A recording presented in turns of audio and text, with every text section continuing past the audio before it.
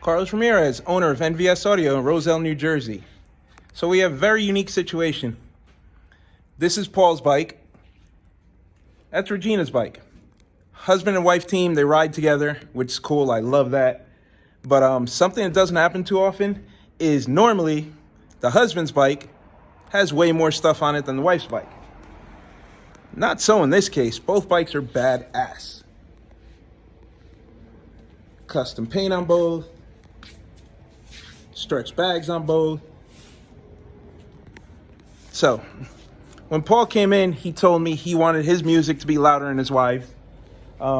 He started with the Rockford kit like everybody does, and then he needs a little bit more, so we're going to go ahead and upgrade it. So without seeing his wife's bike, so it's Paul and Regina. Regina brought her bike in a couple days later, and I told Paul, we have a problem, because Paul wants to make sure his bike's louder. Paul has some 5x7 lids. Regina's got 8-inch lids. I'm sorry, Paul, it's going to be hard to keep up. Then she has better equipment than you too.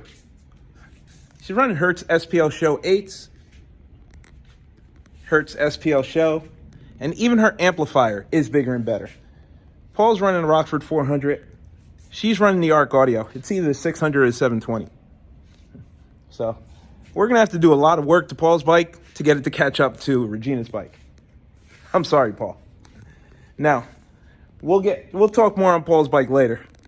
I want to concentrate on Regina's bike because the reason it's here is it sounds good, but she's getting water in her bags and she knows she can get more out of it. So after going over the bike, we realized she has a DSP. She has a really good DSP. She's got the Arc Audio PSM and she has the Arc Audio 4-channel. But this is where the problem lies.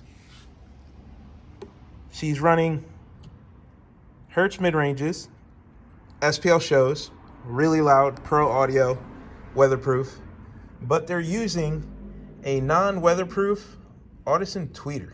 I don't know why they did that. And they did the same thing on the lids. So you're running the Hertz Neo,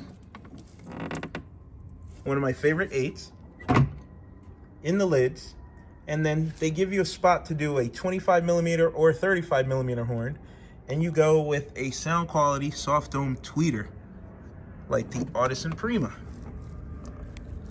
I don't know why they did that. So the tweeter's not loud at all.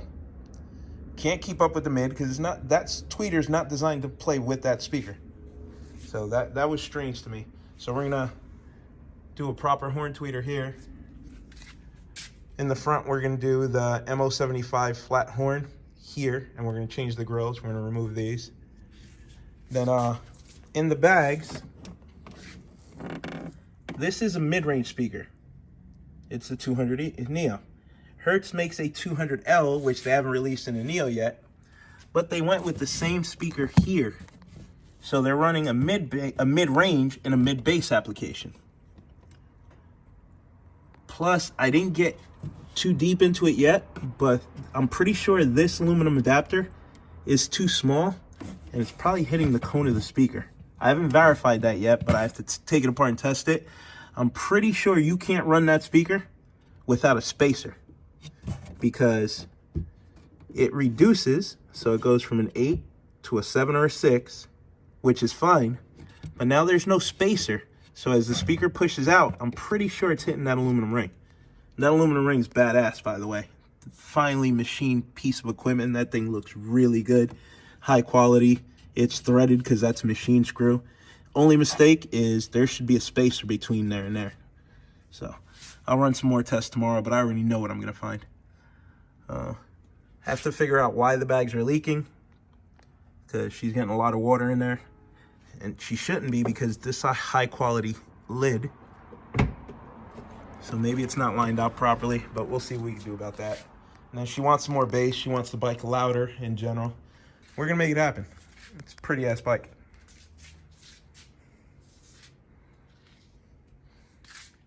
Then some lighting issues that Paul wants me to fix here, but we'll talk about his bike tomorrow. She's had better luck with her lighting, but we're gonna get ahead and fix that. That way she doesn't have issues in the future. It's not a wiring rescue. The wiring is super neat. I just don't know why they chose to do that.